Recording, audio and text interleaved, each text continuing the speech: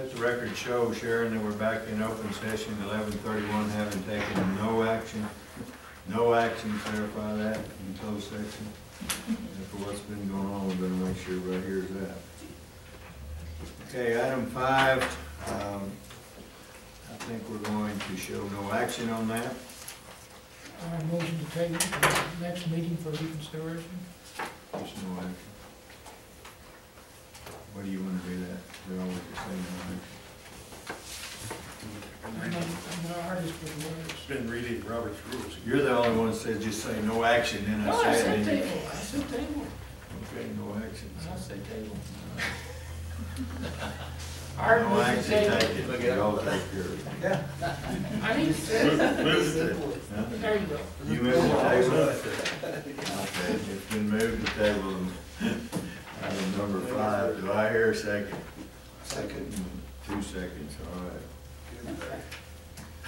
All in favor say aye. Aye. Opposed, same sign. Motion carries. It's been tabled, Sharon. Okay. Which table? Table till the next meeting. Until the next meeting. You want to give the date? I don't know what the second Wednesday is. I don't either. As far as item number 9C, the same thing, no action. Right out, that was your I don't even have my agenda. USGS Yes, Department of survey. Interior invitation. Yeah, that's no action. Oh, sorry, table. No It's action, no, we're never gonna bring that one back up. no action. No action, period.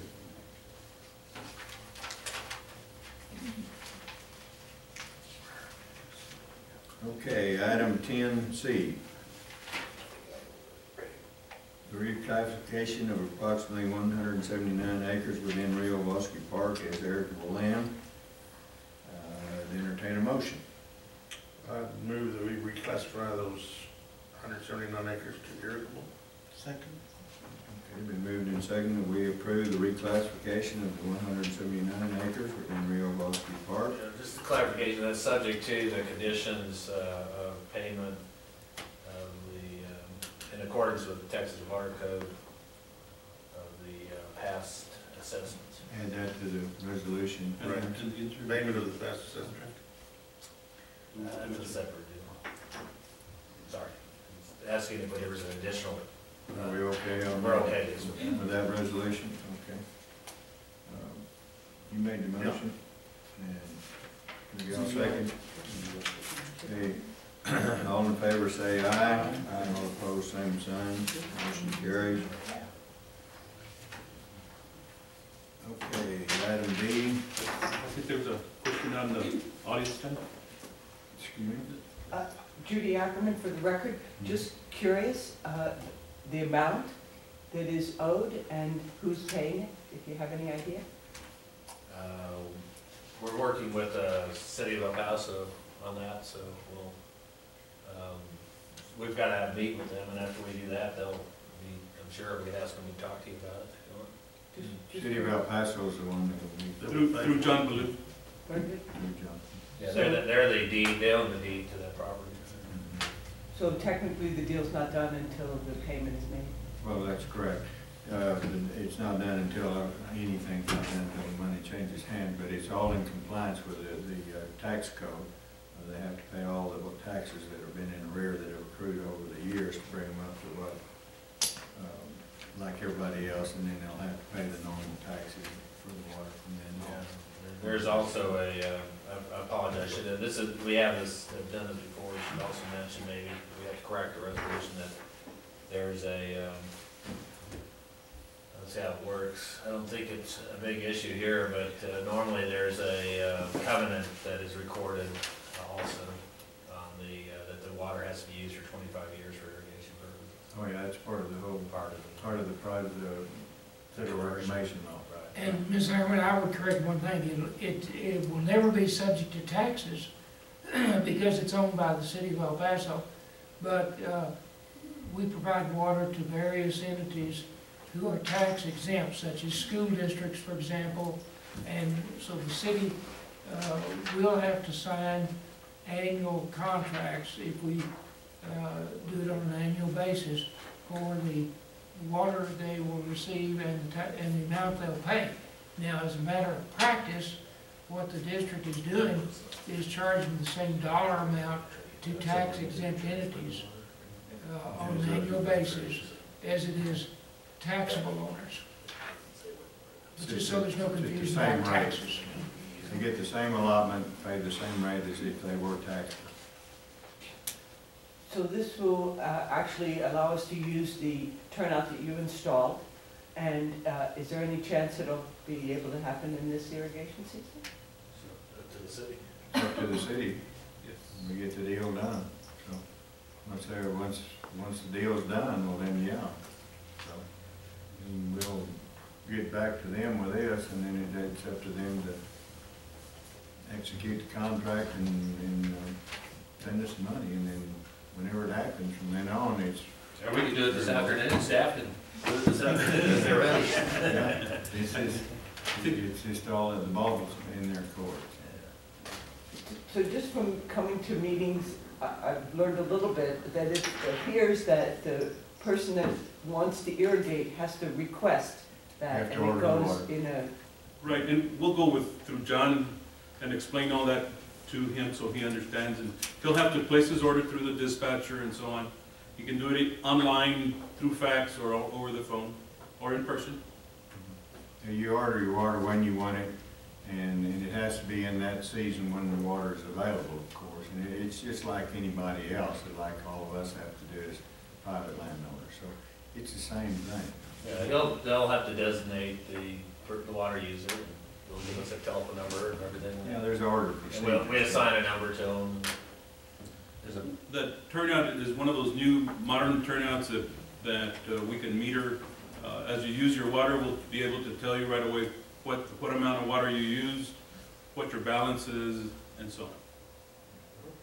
So you're allotted, like everybody else, you're allotted a certain quantity of water every day. Or in this case, the city of El Paso. Well, the city is allotted, that's what I'm talking